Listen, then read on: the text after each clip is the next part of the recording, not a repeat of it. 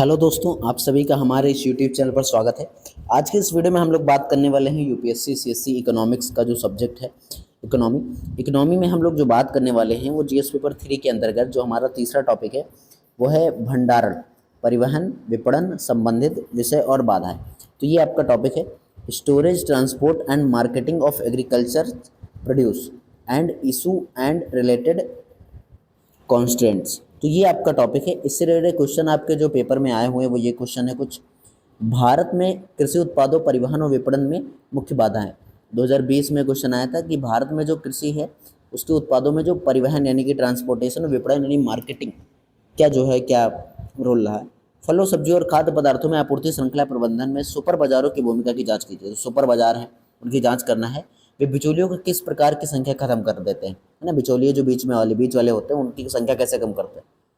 यह दृष्टिकोण यह भी है कि राज्यों अधिनियमों के अधिनियम के अधीन स्थापित कृषि उत्पादन बाजार समितियों एपीएमसी से न केवल कृषि के विकास को बाधित किया है बल्कि खाद्य वस्तु महंगाई का भी कारण रही है। समालोचनात्मक परीक्षण कीजिए, 2014 में ये क्वेश्चन आया हुआ है।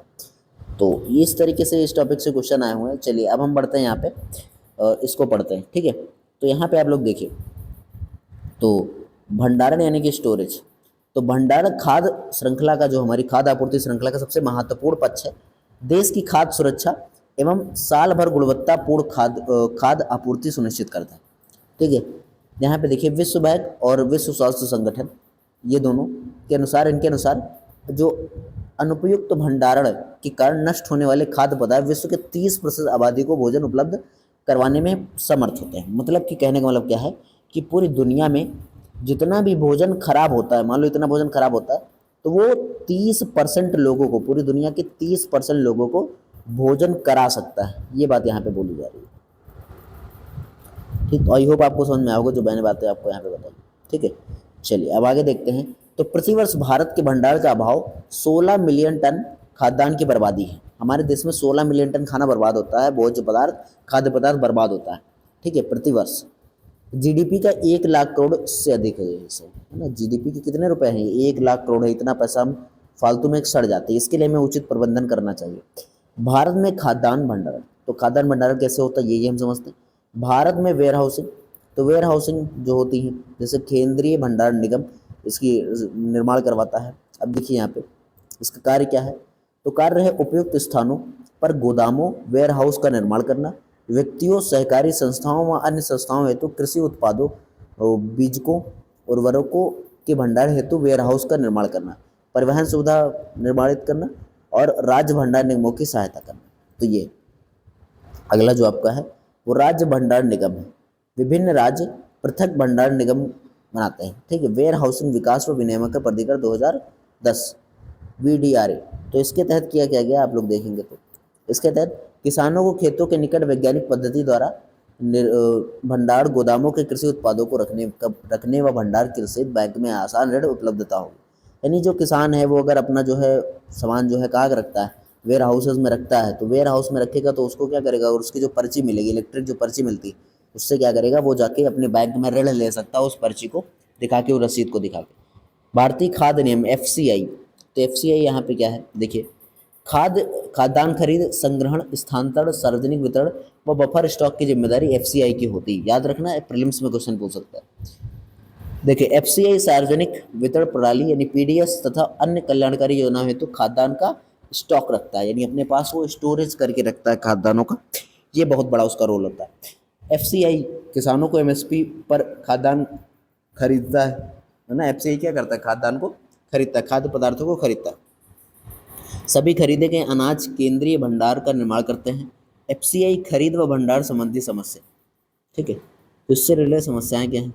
FCI जो है वो आधारभूत ढांचा कमजोर करती है। आधारभूत ढांचा कमजोर मतलब कमजोर है तो उसको बढ़िया करती है ना। भंडार सुविधा का अभाव है तो FCI को ये चीज़ें सुधारना चाहिए। कम समस्याएं हैं हमारे FCI को रिलेटेड। FCI गोदामों के उचित रखरखाव का अभाव है। वर्षा, चूहों, फंगस, लाखों के टन यहाँ पे अनाज जो है बर्बाद चला जाता है। तो इसके लिए उसको कुछ काम करना चाहिए। ये उसकी जो है अभाव है, मतलब समस्याएं हैं। आगे और बात करते हैं। तो FCI में भ्रष्टाचार की समस्या है ना।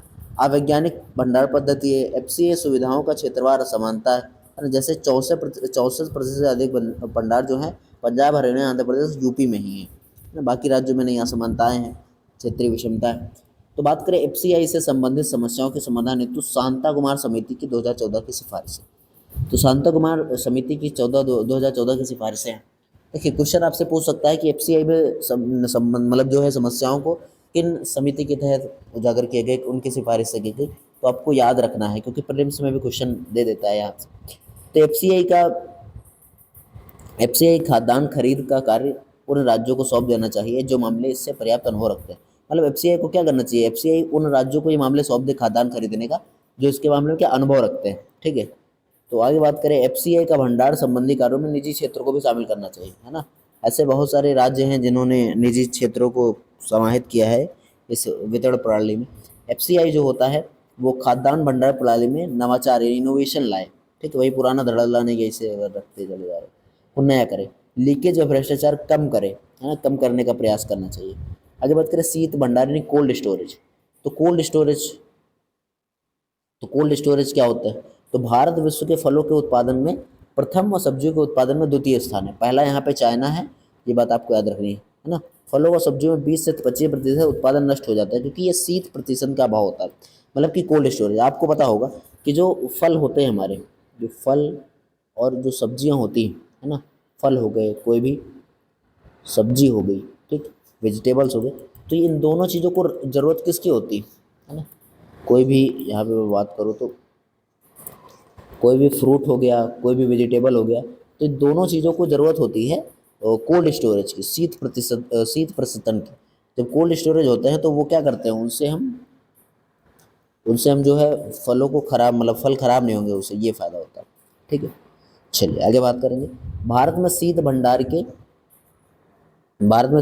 के प्रयास। तो प्रयास क्या किए गए हैं ये देखते हैं। तो राष्ट्रीय बागवानी मिशन, इसके तहत क्या किया गया, शीत भंडार हेतु सब्सिडी दी गई। कोई भी शीत भंडार बना सकता है लेकिन उसके लिए सब्सिडी मिलेगी, तो वो बनवाए, है ना। 10 लाख है तो 2 लाख सब्सिडी दे दिया, 8 लाख अपना लगाओ। तो इस तरीके से होता है। राष्ट्रीय बागवानी बोर्ड ये बनाया गया, है ना। कृषि प्रसंस्कृत खाद्य उत्पाद निर्यात व विकास प्राधिकरण अपेड़ा, है ना, तो ये बनाया गया। खाद्य प्रसंस्करण उद्योग मंत्रालय, तो ये निर्मित किया गया। चलिए आगे बात करते हैं भारत में खाद्यान्न भंडार शीत प्रसंस्करण संबंधी समस्या। तो इस रिलेटेड समस्याएं क्या हैं, प्रॉब्लम्स क्या हैं, इनके बारे में हम चर्चा करते हैं। तो समस्याएं क्या हैं खाद्यान्न भंडार और शीत प्रसंस्करण लेकर। अपर्याप्त प्रबंधन है, प्रबंधन की कमी है, कीड़े चूहे पक्षी वर्षा से अनाज खराब हो जाता है। अवैज्ञानिक संग्रहण, 80% भंडार परंपरागत तरीके से होता है, जैसे रख दिया जाता है वैसे रखा जाता है। एफसीआई के भंडार की क्षमता, है ना, अपर्याप्त आधारभूत संरचना ढांचा, एकीकृत भंडारण सुविधा का अभाव, है ना, तो ये दिक्कत है ना। खाद्य भंडारण व भ्रष्टाचार, तो ये समस्या। खाद्यान्न व खुले में भंडार, तो ये एक बहुत बड़ी समस्या। प्रशीतन संबंधी समस्याएं क्या हैं, देखिए यहाँ पे आधारभूत ढांचे का अभाव है यहाँ पे। सॉरी थोड़ा जबान लग रहा है क्योंकि पता नहीं क्यों सर दर्द करने लगता है जब ज़्यादा देर तक आप बोलते रहो तो इसलिए थोड़ा दिक्कत होती है। चलिए मैं पानी पी लेता हूँ फिर आपसे बात करता हूँ गाइस। तो दोस्तों यहाँ पे शीत प्रतिशत वितरण असंतुलित, है ना। जो प्रशीतन का जो वितरण है वो असंतुलित है, अलग अलग जगह पे है। अधिकांशतः यूपी, गुजरात और महाराष्ट्र में ही बहुत कम फल सब्जियों का रख रखाव यहाँ पे किया जाता है ना। ज़्यादातर आलू का ही प्रशीतन किया जाता है, स्टोरेज किया जाता है। मैं अब इंग्लिश में बोलूँगा गाइस क्योंकि ये थोड़ा मतलब हिंदी में थोड़ा गड़बड़ा जा रहा है बार बार। निवेश संकट है ना, सप्लाई चेन से जुड़ी समस्याएं हैं यहाँ पे। तो इसका समाधान क्या है ना, सोल्यूशंस क्या है देखिए यहाँ पे। तो शांता कुमार समिति जो है, दलवाई समिति, इन दोनों की सिफारिशों को व्यवहारिक रूप में लागू करना चाहिए। क्या है सब सिफारिशें यहाँ पे देखते हैं। तो दलवाई समिति क्या क्या सिफारिशें थी, देखिए एकीकृत एग्री लॉजिस्टिक प्रणाली का इस्तेमाल करना चाहिए, नहीं सभी चीज़ों को एक साथ, है ना, सभी फसलों को एक साथ हम एक जगह पे स्टोरेज कर सकेंगे। जिला राज्य स्तर पर क्षेत्रीय स्तर पर भंडार की सुविधा करनी चाहिए। इलेक्ट्रॉनिक नेविगेशन, मतलब जो नेगोशिएबल वेयर हाउस का इस्तेमाल करना चाहिए, रिसिप्ट्स, है ना, इनका इस्तेमाल करना चाहिए। प्रशीतन व यातायात सुविधाएं हमको देनी चाहिए, है ना, एक कोल्ड स्टोरेज वगैरह इन सबको बनाना चाहिए। खाद्य प्रसंस्करण व एसडीजी, है ना, सेल्फ हेल्प ग्रुप की सहायता लेनी चाहिए। आगे देखें यहाँ पे तो हम लोग एकीकृत कोल्ड चेन उपलब्धता मंच, कोल्ड स्टोरेज निर्माण कराना चाहिए। सरकार इस पर सब्सिडी भी देती है, देना भी चाहिए, देती भी है ना। भंडार व कोल्ड स्टोरेज निर्माण करना चाहिए, निवेश को बढ़ावा देना चाहिए, निजी भागीदारी को इसमें करना चाहिए। इसमें पीपीपी मॉडल अपना सकते हैं ना, पब्लिक प्राइवेट पार्टनरशिप, तो पीपीपी मॉडल इसमें इस्तेमाल कर सकते हैं। ठीक है, जिससे क्या होगा, जिससे जो है ये चीज़ें और सुनिश्चित हो सकेंगी। अब आगे देखिए, बजट 2022 में लॉजिस्टिक पार्क बनाने की घोषणा की गई थी, तो वो है ना, वो उसको लागू करना चाहिए, वो चीज़ें बढ़ावा देनी चाहिए और उनको, है ना। परिवहन ट्रांसपोर्ट अगर हम समझें यहाँ पे, ट्रांसपोर्ट क्या है, एफसीआई पूरे देश में 40 मिलियन टन खाद्यान्न का परिवहन करता है, ठीक है। खाद्यान्न परिवहन के लिए रेल, सड़क, हवाई और जलमार्ग का इस्तेमाल किया जाता है। परिवहन से जुड़ी समस्याएं क्या हैं, आपको पता है, पहला क्वेश्चन यही था, परिवहन से जुड़ी समस्याएं और जो है विपणन से जुड़ी समस्या। तो विपणन अभी आगे पढ़ेंगे, अभी हम पढ़ रहे हैं परिवहन से जुड़ी समस्याएं क्या है। तो परिवहन से जुड़ी समस्याओं में देखें तो आधारभूत ढांचे की कमी है ना, आधारभूत ढांचे की क्या है, हमारे वहाँ पे कमी है। तो जो इंफ्रास्ट्रक्चर है उसको हमें बिल्ड करना चाहिए। खेतों से मंडियों तक पक्की सड़कों का अभाव है, तो उन सड़कों को हमें निर्माण करना चाहिए। तो ये आप अगर करेंगे तो बहुत बढ़िया रहेगा। तो पक्की सड़कों का निर्माण है ना। परिवहन लागत अधिक करना चाहिए ना, परिवहन लागत अधिक है तो उसको कम करना चाहिए। भारत में अधिकांश किसान अधिक परिवहन लागत के वाहन नहीं कर सकते, इसलिए वो अपने गाँव में ही बेच देते हैं, है ना। मंडियाँ नहीं होती, वो सस्ते दामों पर ले जाते हैं और शहर में जाके उसको महंगे दामों बेचते हैं। तो हमें गाँव में ही, किसी गाँव में ही ज़्यादातर लोग खेती किसानी करते हैं, तो हमें वहाँ पे करना चाहिए। फल व सब्जियों के दूध, मीट आदि के जल्दी खराब होने लगते हैं, इनके लिए हमें कोल्ड स्टोरेज का इस्तेमाल करना चाहिए और उसके लिए ऐसे परिवहन ट्रक का भी इस्तेमाल करना चाहिए, उनका अभाव है। तो ये समस्याएं हैं हमारे वहाँ पर अधिकांश, मतलब देखो समस्याएं जो है वही समाधान का रूप धारण करेंगी। जो समस्याएं उन्हीं को अगर हम समाधान बना देंगे तो ये हमारे लिए बहुत अच्छा होगा, ठीक है।